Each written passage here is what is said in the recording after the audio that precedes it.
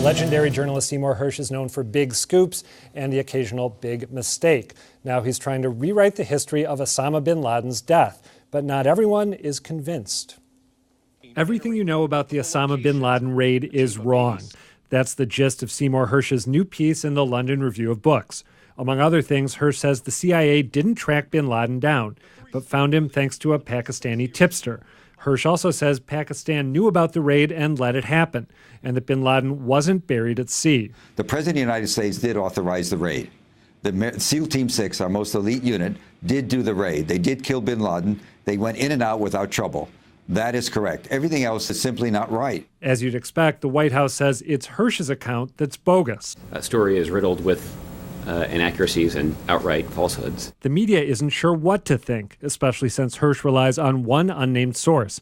At first, skepticism prevailed. Can you hang what you've hung on him on this one guy? What would be the motive for setting up this elaborate hoax? This thing is so ludicrous, it's almost an insult to the word ludicrous. But now there's a backlash to the backlash. Columbia Journalism Review's Trevor Timm writes, barrels of ink have been spilled ripping apart Hersh's character, while barely any follow-up reporting has been done to corroborate or refute his claims.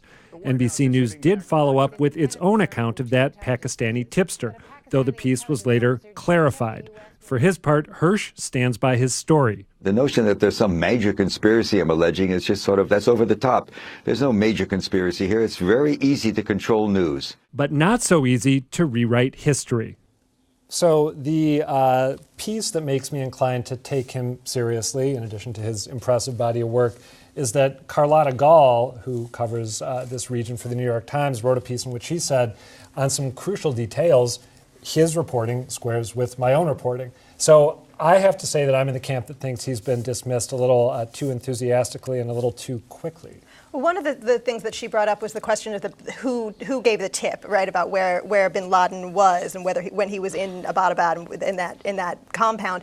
And that was always a piece of the story that raised questions. I mean, when the original thing rolled out, how they found him always seems a little shady. The problem and the difficulty with parsing this out is that everyone on all sides is under a shroud of secrecy for some good reasons. There's security at stake and there are people's lives at stake. So you're always depending on someone saying, trust me, on both sides. Mm-hmm. And that came out with the Zero Dark 30 movie, that was clearly kind of the hole in the administration's account, the whole question of was it a walk-in or was it something that had come perhaps from torture, and there had been discussion that, maybe the way you question people actually had helped us find bin Laden, and that holes have been poked in that. I think I am one of those people who believe, like Trevor Timm, that it's time to take a look, to put some reporters on the case rather than all of the opinionated folks who, like us here, who say this was bad, this was handled poorly, this was handled well. I think we need to really report this all over again and follow up on the claims he's making and do some legwork here. I'd like to bring up a new development in this story, and that is this past week, the New York Times and the Washington Post both had document dumps of documents that were supposedly found in bin Laden's compound, showing bin Laden in charge of Al-Qaeda and considering leaving the compound, and with pornography, which is an old trope that the CIA has used over and over again. And it struck me in reading this, I said, is this real, or was this concocted to discredit Seymour Hersh because still one of the further? things that he said is that they claim to find this treasure trove of documents, and right, and we the haven't timing. heard anything about it. Here it is. Exactly, and miraculously, here it is, and it shows that he was not under house arrest. He was in charge and calling the shots.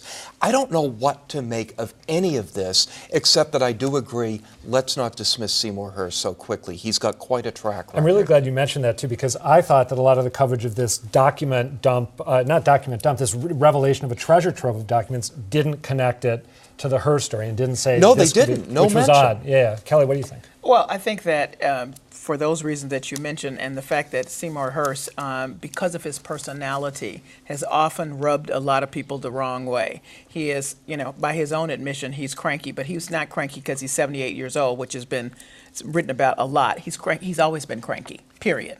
Having dealt with him before when I was at the Neiman Foundation, that's just who he is. But he's always the person who's going against the narrative. And let us not forget that many times his going against the narrative has been correct.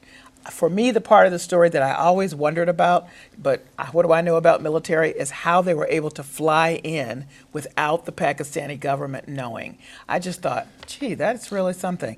But I never, what do I know? I figured they told me that's how they did it. They must have done it. And what he writes is that there was a giant agreement, you know. One thing that I actually was thinking about when I worked my way through a chunk of the Hersh story was the fact that we heard after that raid that this was a humiliation for Pakistan. You know, the public was enraged that Yes. the U.S. was able to sneak in. It may well be that Hersh's account is true, but it could also be that the people who have spoken with him for this are in a way trying to help out the Pakistani government, help it, you know, recover some face after this embarrassment. Yeah, no, there are things about the story that feel logical. They pass the smell test, they feel right. There were other things. It was a very breathless story, and there were things that raised some flags within that story. There was an account of them flying his body out and tearing his body apart and dropping bits of his body over Afghanistan that a lot of people have refuted and used as an example of why the whole thing falls apart. I mean, that makes no sense. But his biggest stories have always been breathless stories, and they've always had That's a right. lot of people saying, you know, My Lai, that couldn't really have happened. We'd know about that. No one could cover that up. Exactly. And now we have last year's story about the NSA. You know, that just seemed, that's far beyond what anybody could cover up. And we have another you story go. like that. There may be more to it.